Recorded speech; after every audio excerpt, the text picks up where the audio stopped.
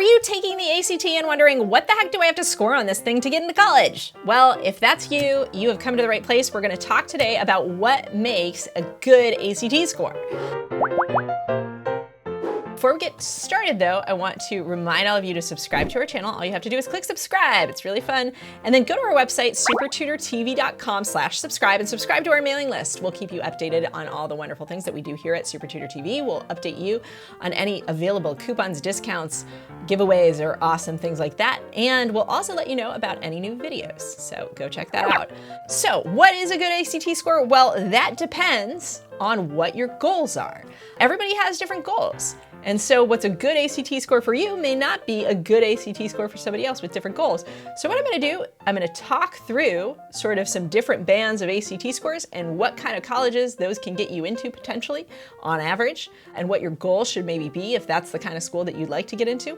That being said, as a caveat to this entire video, test scores are only one portion of your college application. They are not everything. There are certainly schools that de-emphasize test scores. If you have an amazing GPA and a low test score, obviously there are some schools that are gonna just overlook that test score depending on which school it is. Certainly not all schools, certainly not the most competitive schools, but there are some schools that are even test optional. So this is all to be taken with a grain of salt. It's general guidelines. So with that, let's get started. I'm gonna start with what a decent ACT score is. What's a decent ACT score? I would say that's a score that can get you into a college. If you just wanna go to a four-year university, that's it. You're not an overachiever, you know you're never getting into Harvard. Your GPA might be mostly Bs. Maybe you got a C here or there. You sometimes get an A, but you're like middle of the road kind of thing. Maybe you've got a 3.0. The kind of score that can get you into college is an average score. So you want to probably be at least the 50th percentile on the ACT. Last year in 2016, that was a 20.8 out of 36 points. Just a friendly reminder, if you don't remember or you don't know, the ACT is scored out of 36 points. There's 36 points available on each of the four sections: English, reading, math, and science. And those scores are averaged together into a composite score that's out of 36. So as I talk through this video, I'm talking about composite scores. So that's that average of all four of those areas. I'm not going to talk about the essay because that doesn't really come into play in a lot of schools, though it does come into play in top schools, but we won't talk about that. And again, you want to be above a 21 if you want to go to college. Next up, in terms of decent ACT score, I would say, is if you want to get into like a top 100 to 200 ranked school at US News and World Report. Schools you've probably heard of, but they're not going to be the most competitive schools in the docket, okay? We're talking about places like University of New Hampshire, Iowa State University, University of Missouri, University of Nebraska, University of Kansas, University of Arizona, University of Kentucky, Kansas State. So what we're looking at are what I would call state universities, which are like that second tier kind of universities that are public schools that are large, and also state schools from states that don't have the most competitive state school programs, right? What I usually recommend is you want your score to be about a 24 or 25.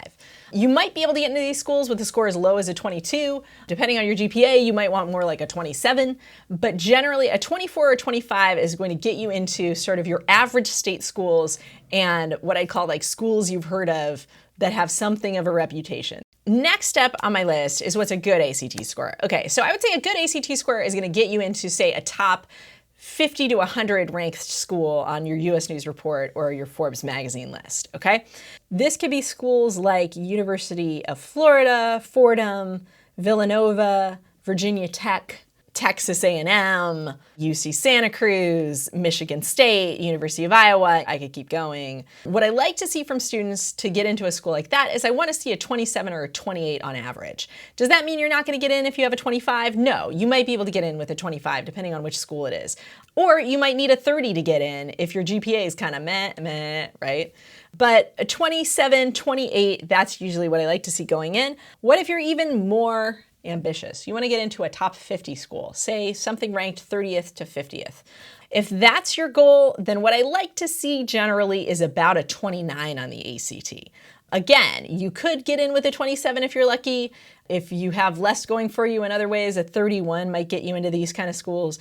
Those are schools like Boston College, University of Rochester, Georgia Tech, Case Western, UC Santa Barbara, Northeastern, Tulane, Pepperdine.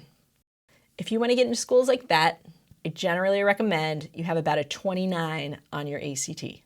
Now let's talk about what a great ACT score is. A great ACT score is going to get you into, say, a school that's ranked about 15th to 30th nationally. That's your UC Berkeley's, your UCLA, Emory University, Carnegie Mellon, University of Virginia, University of Michigan. These are competitive schools, people. And you've got to bring it if you want to get into them. And what I would basically say is you want to have about a 31 or a 32 on the ACT to be considered for these schools. Does that mean you're a shoo-in with those scores? Absolutely not, because we're starting to move up the ranks of competitive schools. You've got to have a lot of other things in your package to get into. It's not just about the test score. But to be a competitive candidate there, you want to have a 31 or 32 if you're looking at schools 15th to 30th. And now let's talk about what's an awesome ACT score. So an awesome ACT score is going to get you into what I would say is like a top 15 school. What are we looking at? What are the top 15 schools? You've got your top 10 schools, which are Harvard, Princeton, Yale, Stanford, University of Chicago, MIT, Duke.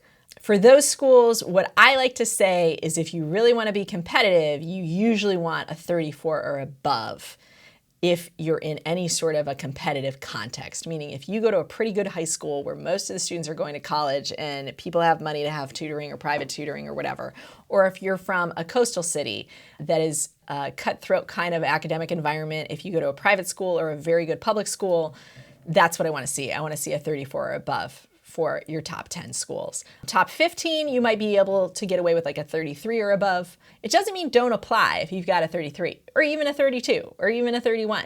You can get into some of those schools with those scores if you have freaking amazing essays. And, you know, there's also this wild card factor. Do they need more cellists in their orchestra and you sent a cello audition tape to Stanford? You still might get in. So it doesn't mean you have a zero chance, but for a good chance, you want to be at that 34 line if you can. But again, this is only one piece of the puzzle. Cool? So you got to get this piece straight, and then you got to get all your other pieces straight. But hopefully this was informative for you guys, and you kind of have a better gauge on what kind of school you can get into with whatever score you happen to have on the ACT. And if you want to raise that score because you're more ambitious, we have news for you. We have an awesome video ACT prep series over at SupertutorTV.com that I want you guys to check out. It's way cheaper than private tutoring, and it's the same one-on-one advice that I give to people as a private tutor. And basically for less than the cost of like a session of private tutoring, you can get over 50 hours of explanations and insights on how I've approached the test. I've coached a student to a perfect score. I've scored perfectly on an official exam myself. So if that's of interest to you, go check out SupertutorTV.com. We also have a bunch of free videos here on YouTube that you guys can check out as well, where I give more ACT tips. So go watch more videos. Thanks for tuning in, and I will see all of you next time on Super Tutor TV. Thanks. Bye-bye.